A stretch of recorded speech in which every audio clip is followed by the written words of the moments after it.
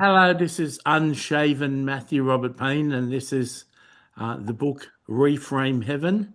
This is Tolu Sarah Johnson, and this is chapter 30. Wow, this is where love remains a choice. That is what chapter 30 is all about. That even in heaven, it's not automatic, it's not forced. Love has to be continually chosen intentionally. And this is where one of the deepest assumptions needs to fall away. That in heaven, love becomes automatic. That's why I assume as well. I thought love was automatic, that everyone loved themselves, that you're so glad you made it to heaven and you are all basking in the love of God, immersed in it, richly surrounded by his love. Until I had conversation with Tiffany, I can never forget.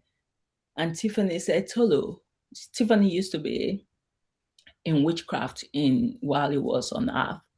And she made it to heaven because God is faithful, God is merciful, God sees the heart. And I'm so glad that He's the one that lets people in or out.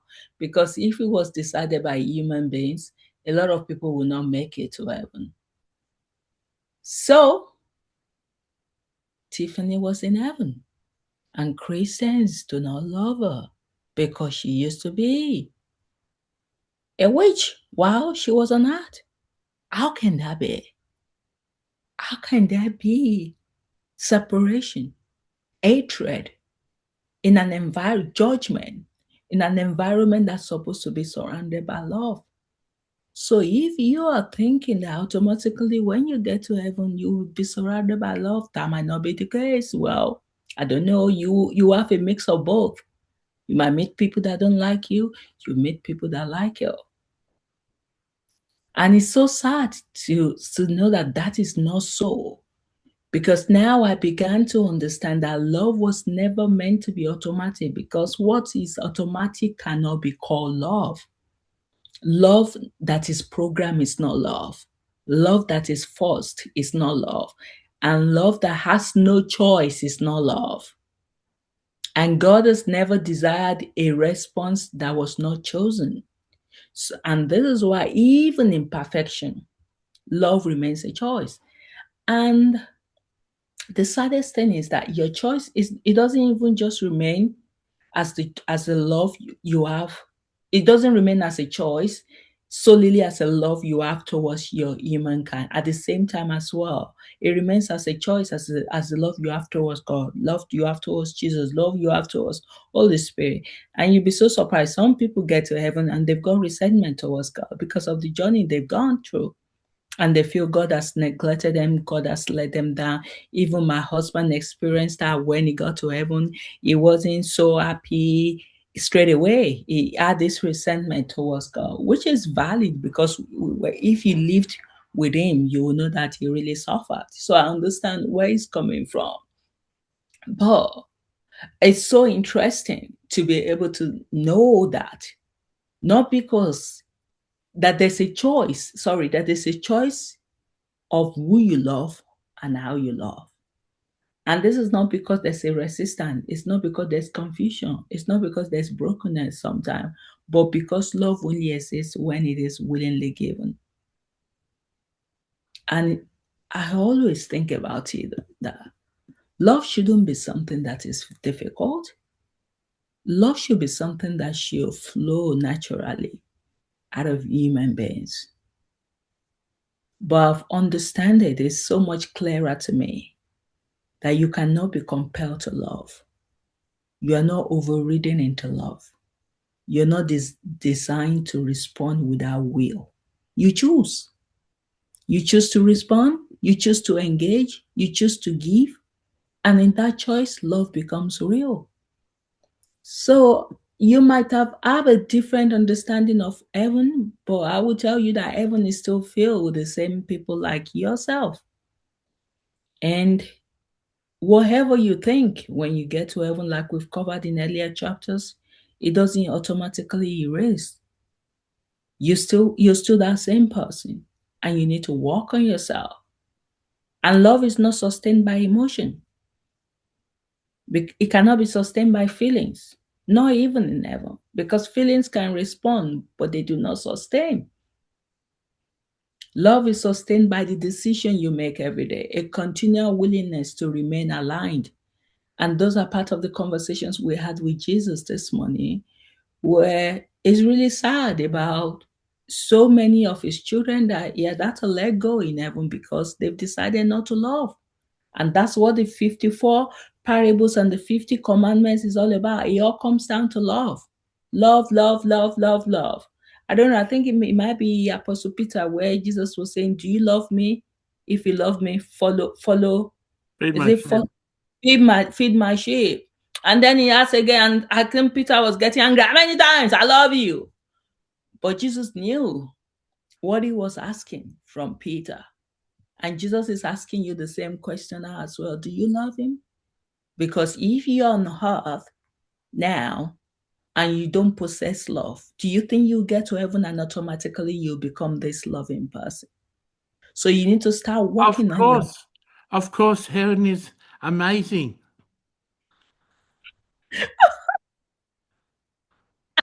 Heaven is where we don't have to do anything. Everything's perfect. I love that. That used to be my assumption as well. But man, you have to be dumb to believe that. Because if you die now, as someone that dies maybe committed suicide because they are so broken, do you think they get to heaven and automatically they just become somebody different? No, they're still that broken individual. And they need to go through the process of healing.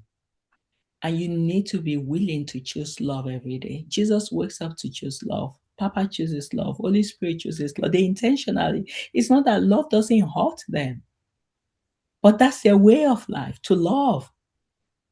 And love is sustained by these continuous decisions you make intentionally every day to remain aligned, to remain open, to remain present. Like for me, I was a loving person before this conversation started 2.5 years ago. But my love has conditions as well. It had conditions of, for instance, if you're a same-sex couple, no way, I'm not going to be involved in your life because I don't want to encourage this, because I felt like being their friend is me encouraging what they're doing is right. God has dispelled that for me. There's so many things like I would not love you if you are Hindu, Buddhist, or because I would be like you are idol worshippers. So God has helped me to grow in love. All these religious ways of life that I stick to, that I cling to, thinking that I was fighting the gospel, I was fighting for God, and the best way to fight for God is to have this boundary around you, and no one else can cross that boundary unless they fit into your criteria. That was how I felt. But after listening to 400 plus of messages from heaven, why wouldn't I change? You have to. And there's so many people that are listening in heaven for this 400 plus, and they were still not willing to change until they were kicked out. Love should be natural. Every human being wants to be loved. And one thing that I've learned greatly is Papa said, everyone that is hurting, majority of the time, they've been hurt themselves. So when you look at it from someone that is wounded, that is inflicting another person the same wound because he has gone through that, not everyone will be able to see their challenges in different ways. Some of us, our challenges makes us to love more. Some of us, our challenges makes us to hate more. We react differently. Like growing up, I'm the first child. I've got two younger ones, a sister directly and then a boy after. And I remember my mom asked me vividly, said, Tolu, what it doesn't, my mom, she doesn't call me Tolu, let's assume Tolu. Why is it that you nag a lot? I said, yes, because my dad used to nag. When my dad is angry, he nags, and I just pick it up. And then she said, but your younger sister doesn't nag. I'm the only one that picked and I know my weakness. My weakness is if I live with somebody, if I'm a friend with somebody, whatever you're doing, I will naturally pick it up. And that is why I'm careful about people I I allow into my life, because I've been like that since growing up. And I remember Ben used to tell me sometime, maybe when I'm watching this different reality shows, wives of Cheshire, wives of all this, I've forgotten, Real Housewives of all of those stuff. And Ben will say that I'm already changing. Oh, Tolu, you need to stop watching this. Oh, I'm already seeing the effect on you. So for me, Matthew never taught me this. A lot of things I've learned. He never taught me, but naturally, just by working with him, I was just soaking in, soaking in, soaking in. So I used to nag. It took me a while to stop. Even actually, I stopped the nagging after I started sitting on under the message of God.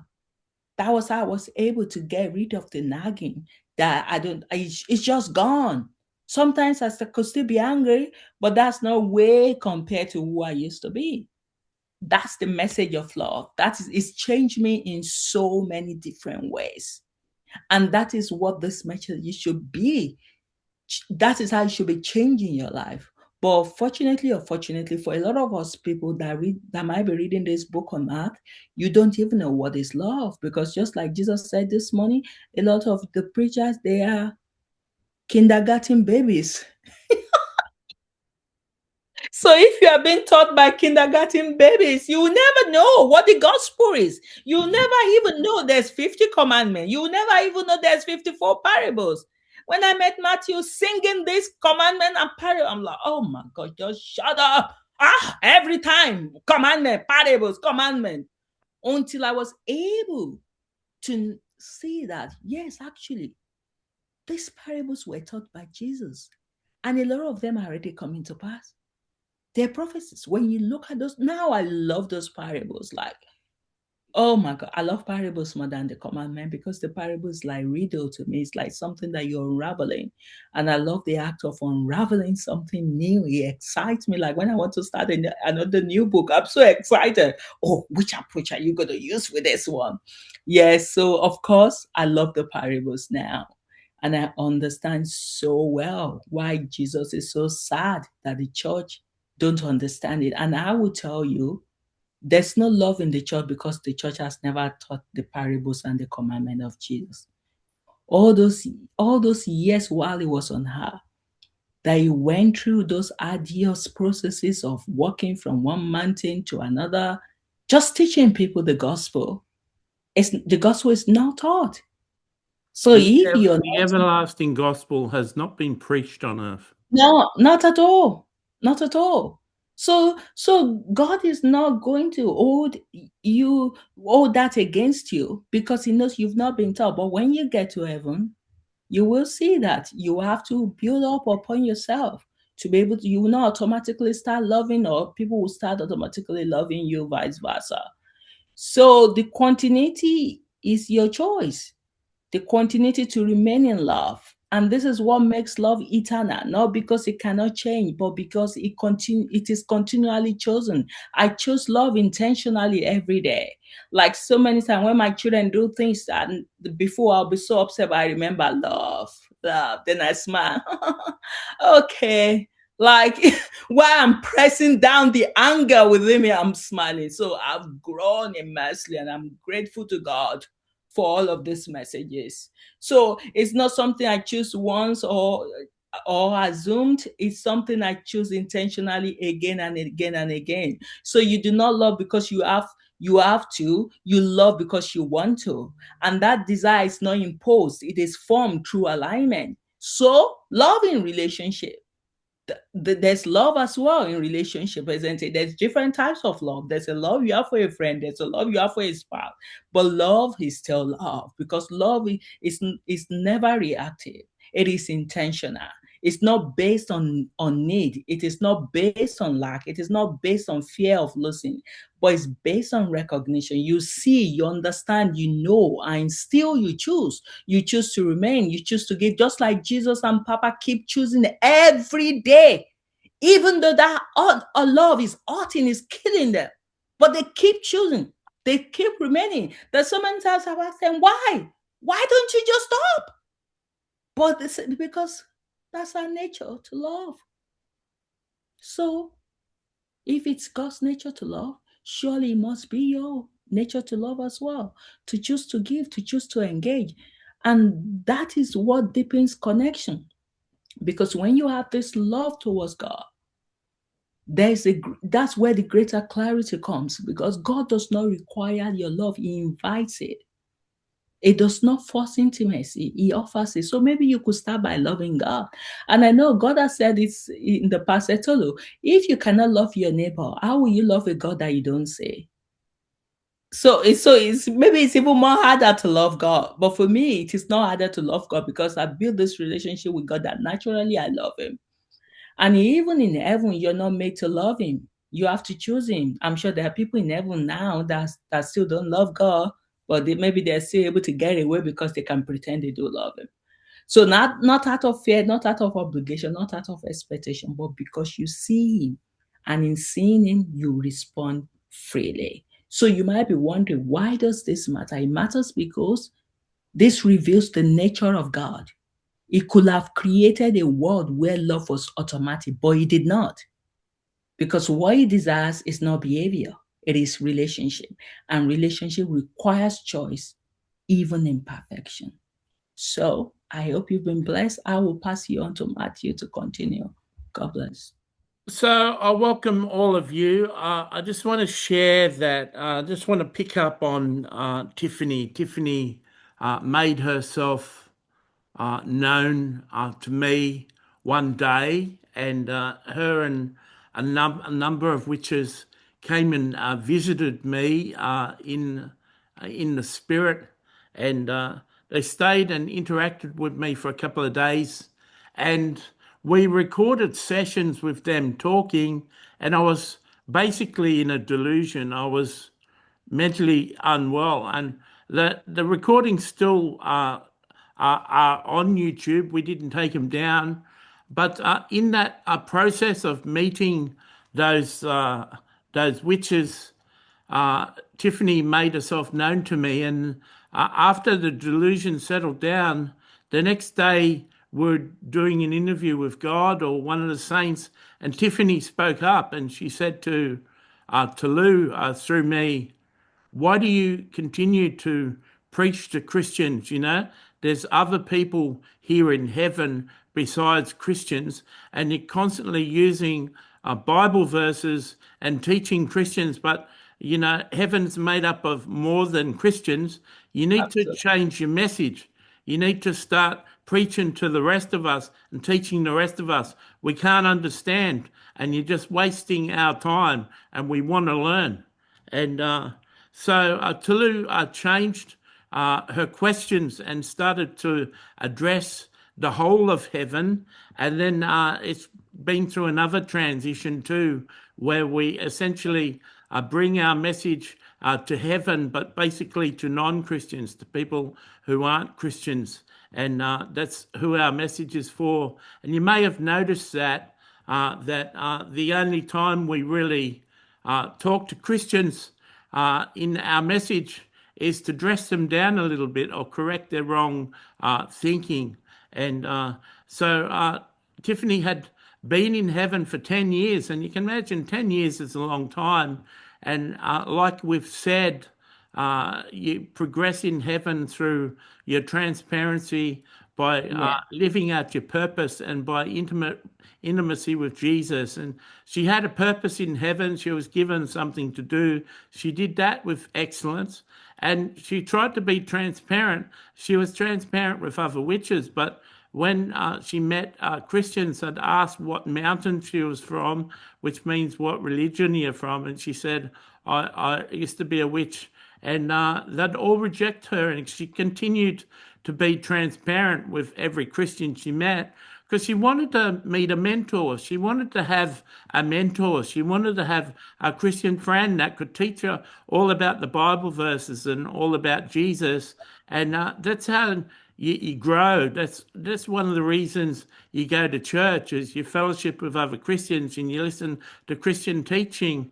And if all she could receive is messages once a day from us. She needed friends. She needed to grow with friends. And that's why she busted through and said, we need to teach you, you need to teach us things that isn't full of Bible, but Yeah. full of practical information. And she keyed on to that and started to grow. And she developed really fast in heaven. But then, I thought things had changed. And then we interviewed another witch in heaven that was second in charge of the Witchcraft Mountain. Tiffany was in charge of the Witchcraft Mountain. And this other witch was second in charge. And 2 weeks ago, she said that no Christian will be a friend, and she hasn't got any Christians as friends, and she really wants to grow. And that just, I think, who was teaching that day? Oh, you mean the next day where the love Who was? was teaching that day that she admitted that? No, she was the one. We were having conversation with her directly Oh, into right. me. Yeah, Then the yeah. next day, Pope Francis made Yeah, a Pope change. Francis got the Catholic Church, the people in the Catholic Church, to approach the witches, and they solved that problem. But so that's just two examples how Christians had chosen in heaven not to befriend everyone, not to be loving, not to accept everyone. Now, you're in heaven, so you don't think spells and witchcraft could work in heaven. But so, what was these Christians' fear of someone who used to be a witch? What was their fear of them? Why couldn't they embrace them? Why couldn't they love them? So I used to be mistaken before I started this series. Before I met Tiffany and Victoria, I used to be mistaken. I thought when you got to heaven, you had selected friends and you had really close friends. And I thought that was what realms were about, and you were placed with similar people of similar interest. But there exists pockets of people that were in heaven that didn't have friends, that didn't have people relate to them. And that just proves that what we're teaching in this message is love in heaven isn't automatic, it's not forced, but has to be continually chosen. And I remember when Jesus said some things Jesus said were pretty strong. Everything Jesus said was pretty strong.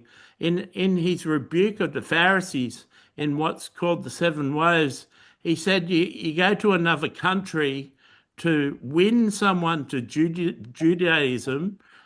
He called to make a proselyte. That's like converting a person to Judaism that's not a Jew.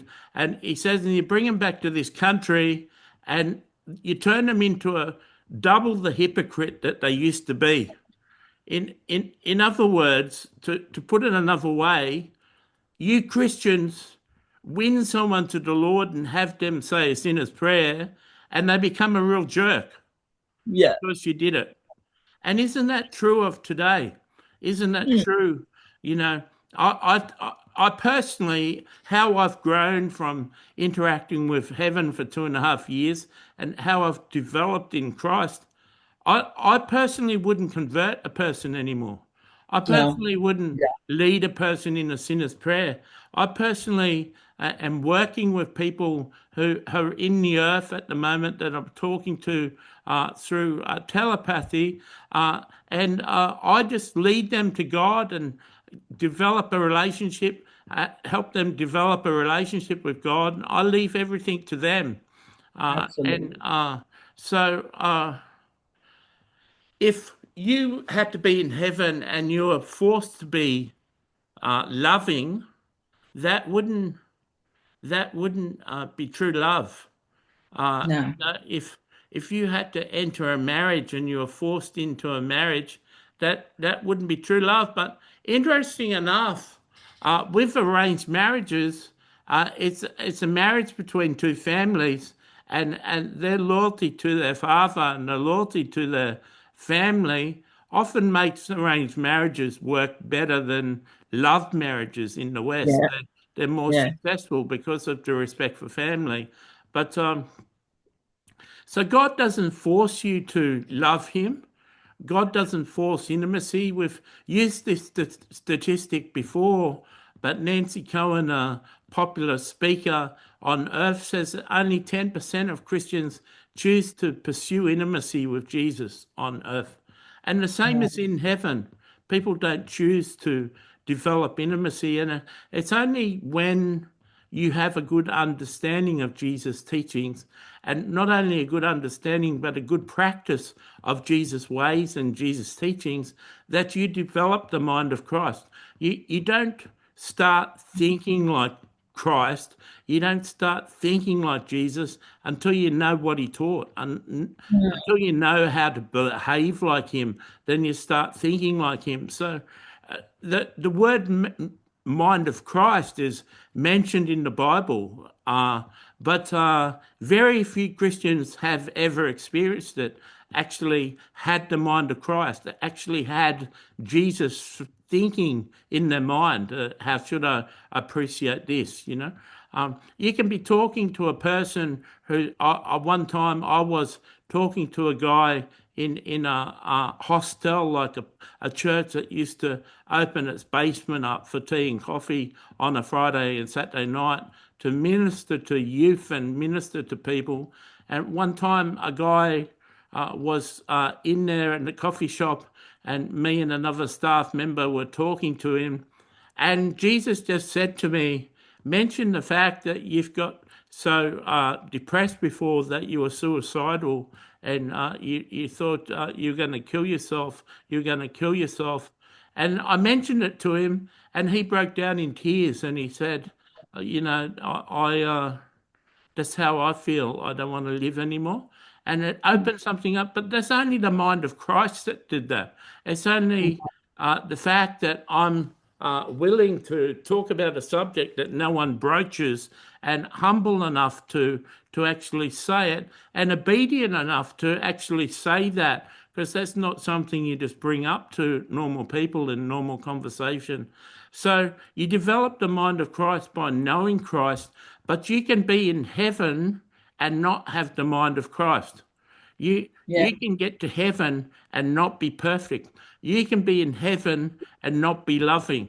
Yeah. Tiffany would have met thousands of Christians and was trying for 10 years to pers- pers- uh, to Also. progress in heaven, right? She only knows in witchcraft progress. Yeah, before she died, she was worth almost $1 billion. She was very successful, and many witches just apply themselves and become better and better. She wasn't used to stagnation. She was trying everything she can. She kept on talking to strangers and trying to develop friendship with Christians so she could be taught. And she was rejected for 10 years. There would have been Mm. hundreds, if not thousands, of people that rejected her. Is that the Wow. sort of person you want to be in heaven? Rejecting Mm. people, choosing not to love people? Do you want to continue to travel your life through this earth without the mind of Christ? Would you prefer to act like Jesus, talk like Jesus, respond to people like Jesus, or do you just want to be a typical Pharisee who can preach Christianity and quote verses but not behave and not act like the verses demand? So heaven isn't this magic paradise that people assume. Heaven has got all the answers that they needed. People say to themselves, I hope this life is over. I just want to be in heaven. This earth is just too hard.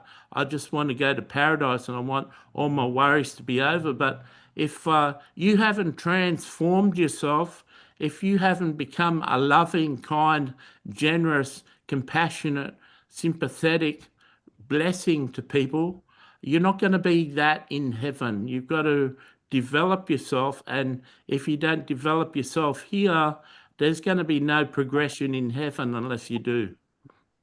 Absolutely. Wow. That's so profound, Matthew. I enjoy that. Thank you. Wow.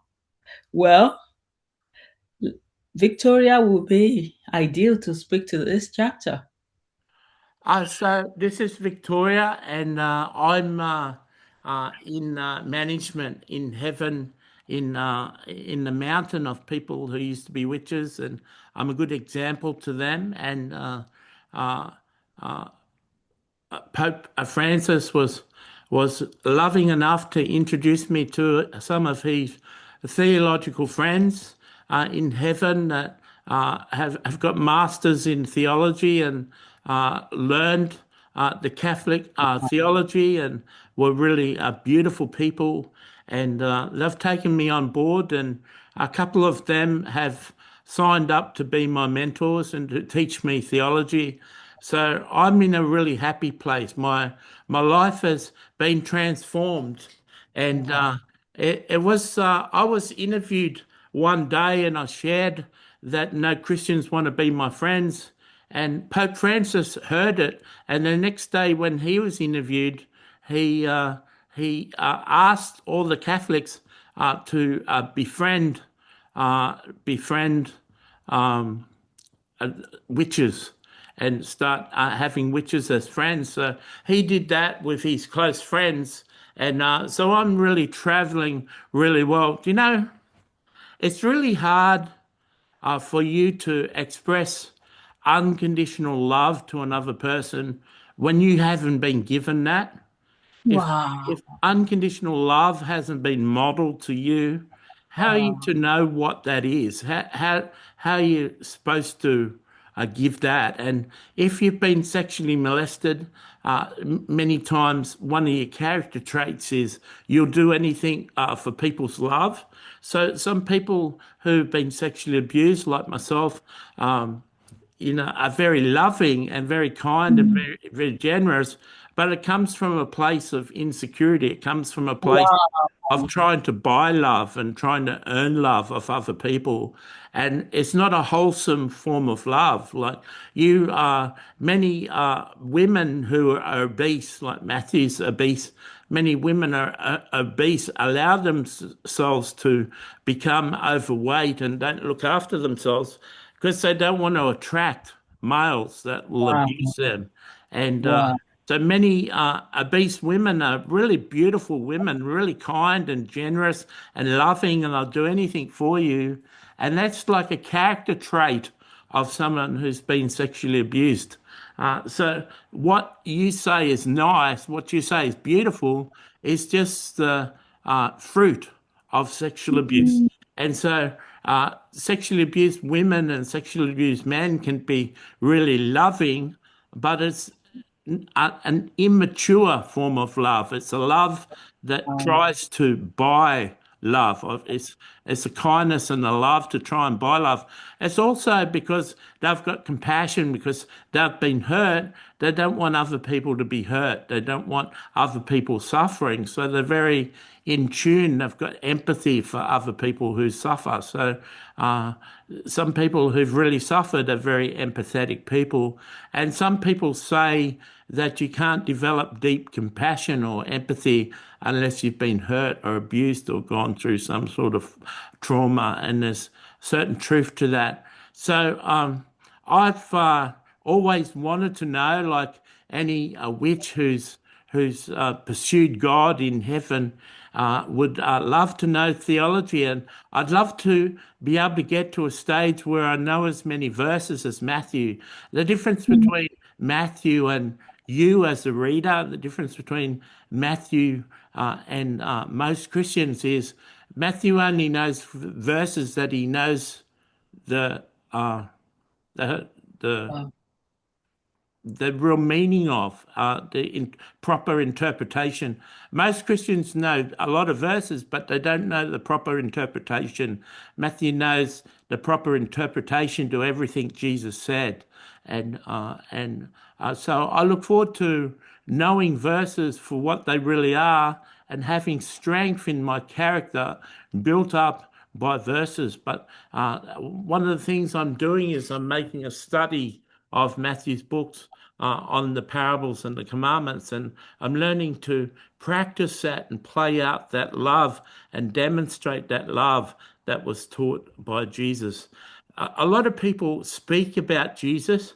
A lot of people have knowledge of Jesus, but there's not a lot of people like Jesus. Hmm. And Wow. even in heaven, there's not a lot of people like Jesus. Pope Francis is like Jesus.